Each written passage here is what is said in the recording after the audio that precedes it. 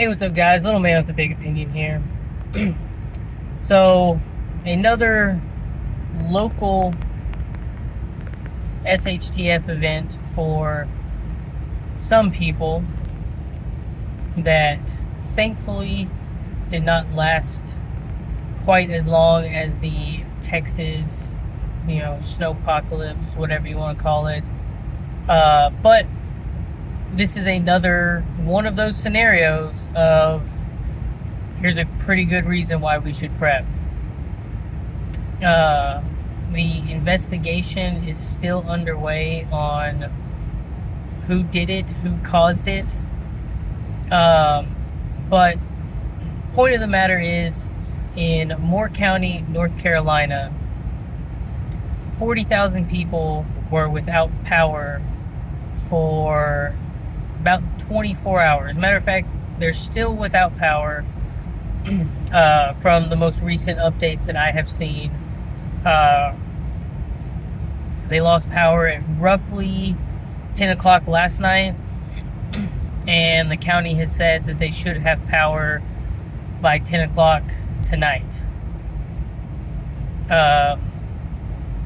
Apparently so this is partially why I waited so long, because the first thing I read about this was two transformer substations had been damaged, and now what I'm hearing is 3 of them had been damaged, and 3 of these stations being damaged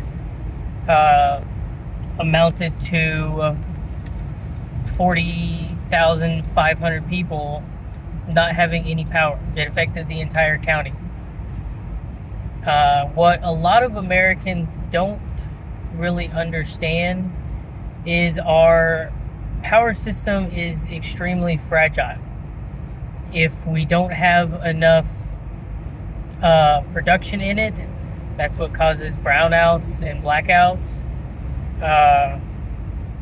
If small sections of it get damaged, then its individual circuit, can't complete itself,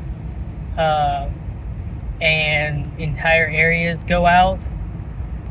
The best way that I can describe this on even a smaller scale is looking at your telephone poles, and there's that individual transformer that is about the size of a 10-gallon bucket. Me and friends of mine in high school during lunch watched a squirrel short circuit its life and that transformer. Saw the giant electrical explosion, and it took power out from the entire school and about half the town. It's not a really big town. It was only about 1,100 people, but one transformer disrupted 400 people's homes,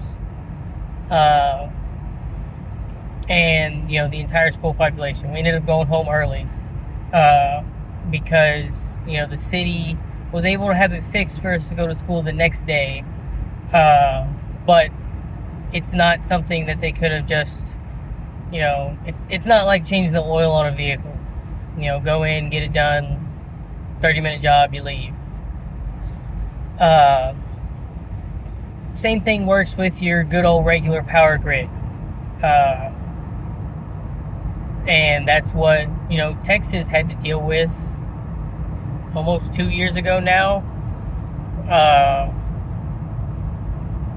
And that's what Moore County had to deal with. And it was a complete power grid failure. Their water treatment facilities did not work. From my understanding, they're still not, getting the power they need. Their sewer is not getting the power it needs. Their stoplights are not getting the power it needs. If it only lasts 24 hours, then, the stuff in your fridge and freezer should stay perfectly fine, unless you're just opening and closing the door and just not giving two craps about that, but it's affecting a pretty large group of people, to the point of their police departments. Basically, it was all hands on deck, and they had gotten assistance from neighboring towns, because essentially every traffic light in, I think the biggest city in this county was 15,000 people. Every traffic light has turned into a four-way stop where a police officer, I don't know if they had enough to cover every single spot, but at least the major ones, they're directing traffic, and the ones that they're not directing traffic at, it's a four-way stop. So, they released reports saying, don't use your restroom facilities unless it's absolutely necessary. Please only get one case of water, so that everyone can get water. Don't do any traveling unless it's absolutely necessary. And they said if you are in a safe place, please don't travel for the next 24 hours. So hopefully this event should be over in 6 to 7 hours, but it's a very real awakening for people living in that county. I wouldn't be able to guess how many people are preppers within that county and are happy that they're preppers, but I could make a pretty good guess the number of people that at least follow FEMA's recommendation of 3 days of food and water per person within your family. The food, it depends on the day of the week, but I'd say at least 75% of them probably have food for 3 days, depending on the day of the week, when they went shopping to get their weekly amount of food. But they probably all don't have ways to prepare that food. The dads that do grilling are probably like, see, this is a good reason to have a grill. And they're getting laughed at when they realize the last time they grilled food, that's when their propane bottle ran out. So they have a grill without propane. And then, there's the handful of people that probably do weekend camping that have a Coleman stove, but they don't have the water storage to prepare their food and clean their dishes.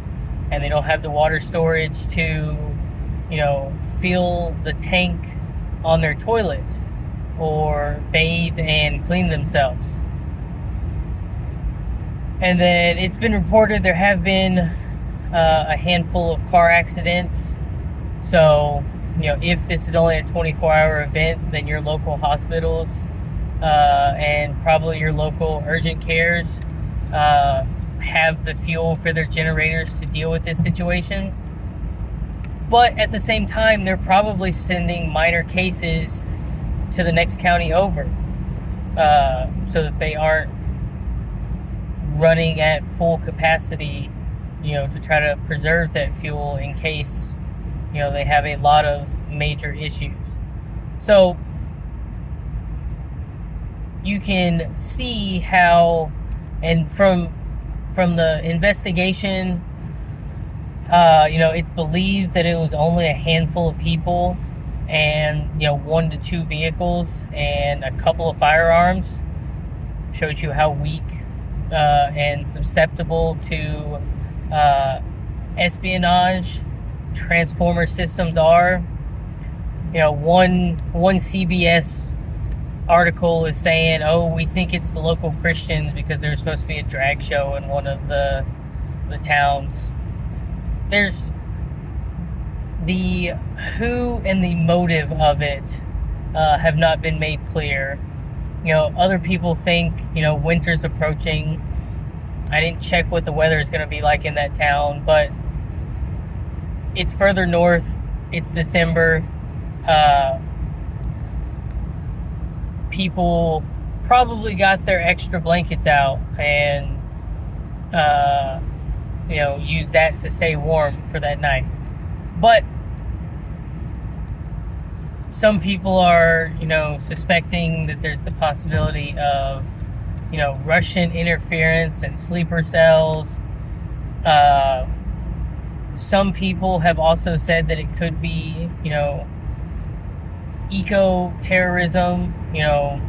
I think we should switch to solar and wind quicker, so we'll mess up the electrical grid in a state that is not very high on the list for, energy production from renewable resources. And then there's just, the possibility of, mischief.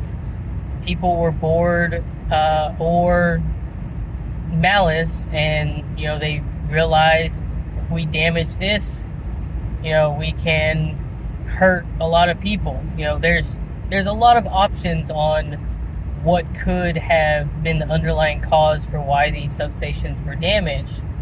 But the key takeaway for 99.9% of the people affected is you did not cause it to stop working. You were just a victim of the situation.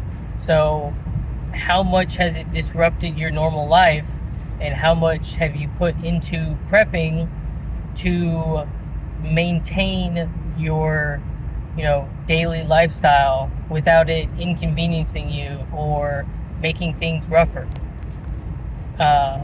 There's a lot of people that prep for the sole purpose of, this is to get me by until systems can be restored. And, I have a family member that has food and water for 1 month. They believe even after major disasters,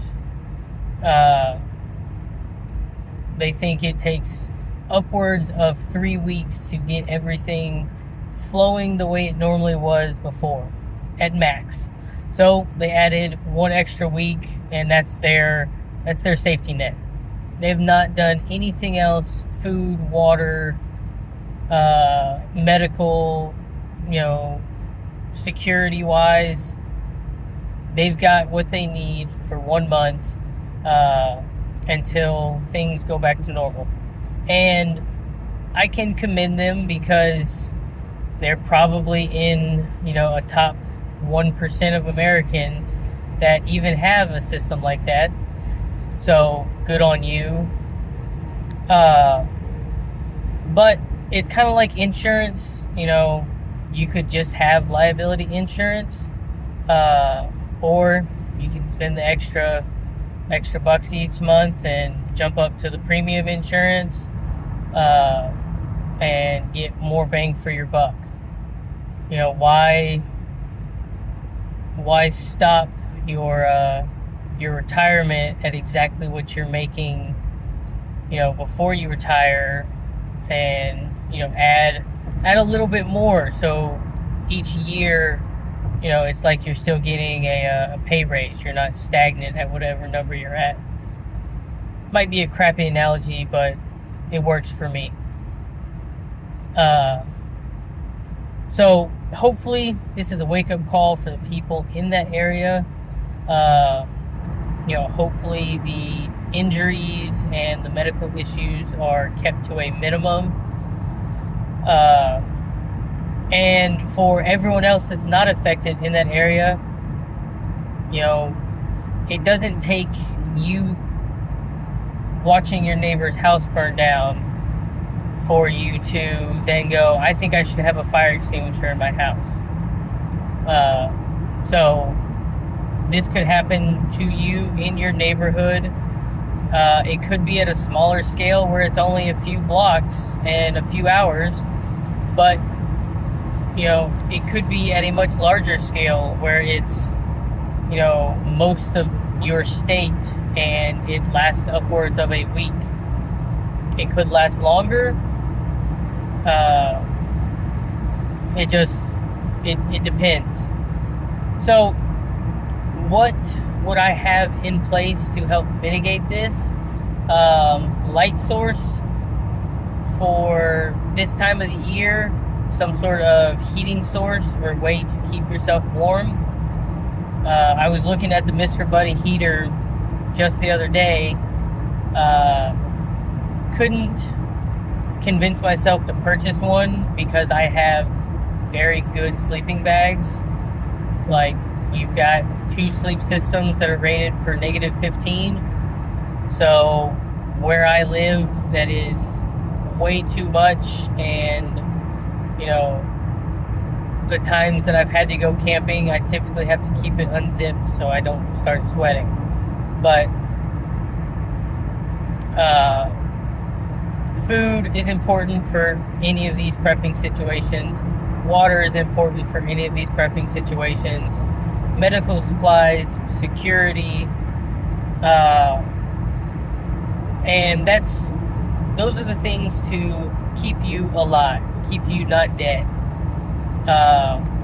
It does require more funds and more of a commitment if you want your life to be as mostly unaffected as possible. It's kind of like, well, the main grid's down, so I turn my grid on.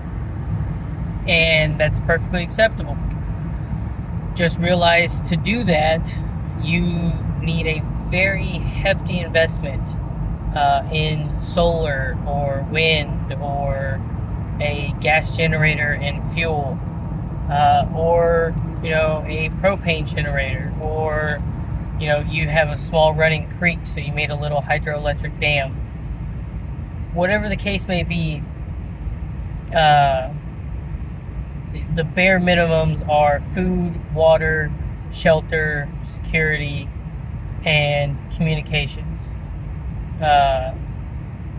So if your communications is using your phone with satellite internet, then having a way to keep it charged is important. If your communications are a CB radio, then having the power to keep that running is important. If your only bit of communication is a radio station through your car, then that's a pretty good reason to keep your vehicle fueled over half a tank. If its only purpose is to turn it on, run it at noon 30 every day to get some sort of update on how the situation is developing. You got to figure these things out for yourself.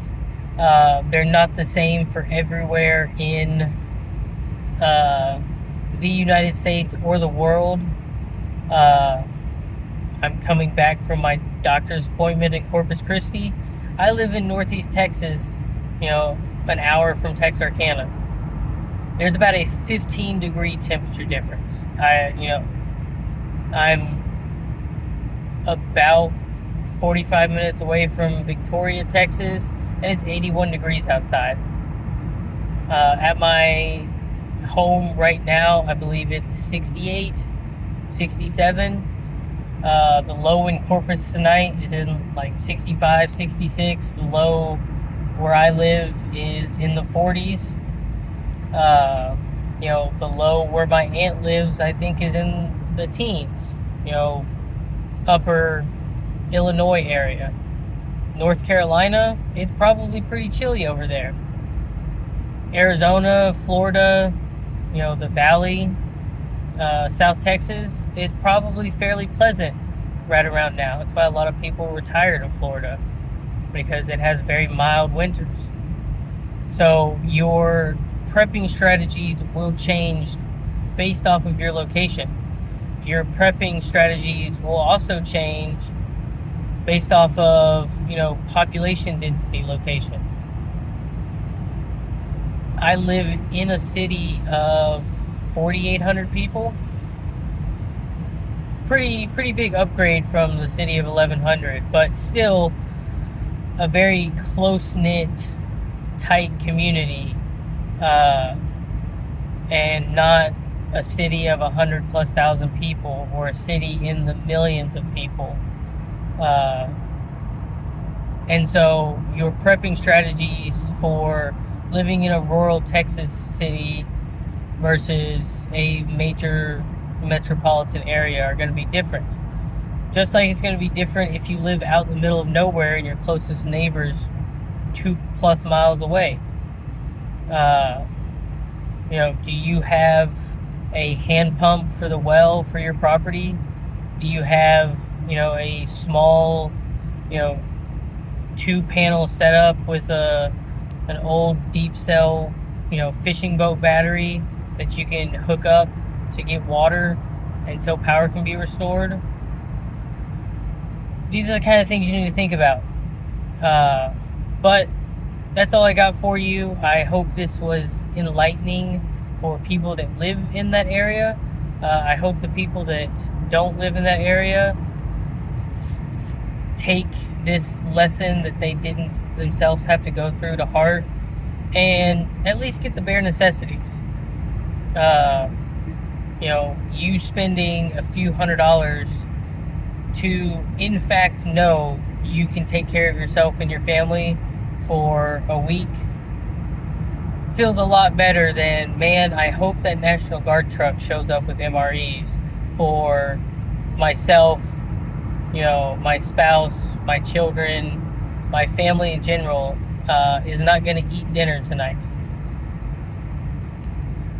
Hoping someone comes and saves you. Be the person that saves yourself. And with that being said, if you enjoyed this video, then leave a like.